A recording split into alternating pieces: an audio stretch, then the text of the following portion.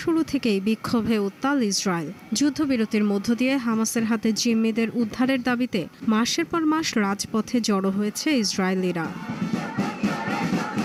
বন্দীদের ফিরিয়ে আনতে সরকারের ভূমিকা নিয়ে ক্ষোভ বেড়ে চলেছে দেশটিতে।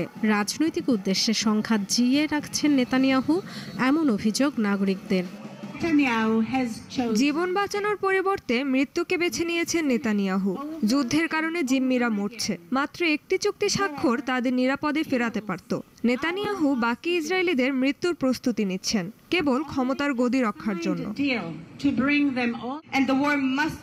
যুদ্ধবন্ধের মাধ্যমে সব জিম্মিকে একবারে ফেরাতে হবে, এছাড়া অন্য কোনো পথ নেই। দেশের বেশিরভাগ মানুষ এটা বুঝতে পারছে এবং চাইছে।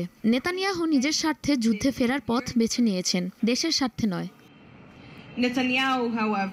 নেতানিয়াহু সরকারের বেশ কিছু প্রশাসনিক পদক্ষেপ ক্ষোভ বাড়িয়েছে আরও।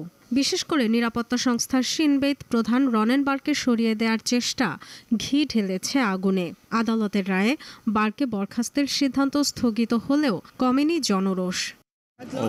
ইসরায়েলের সবচেয়ে ভয়ঙ্কর শত্রু হামাস নয়, নেতানিয়াহু। কারণ আমাদের শক্তিশালী সেনাবাহিনী আছে যারা হামাসকে হারাতে পারে, আর নেতানিয়াহু ২০ বছর ধরে দেশ কিংবা দেশের মানুষের তোয়াক্কা করছেন না।